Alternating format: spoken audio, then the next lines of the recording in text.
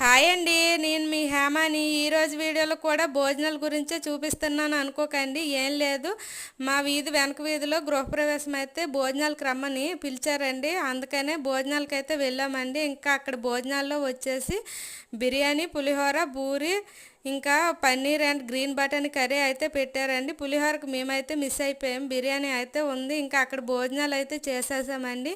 ఇంకా అన్నం విషయానికి వచ్చేసరికి అన్నం, పప్పుచారు, ఇంకా వడియాలు అయితే పెట్టారండి. నేనైతే వడియాలు వేసుకోలేదు.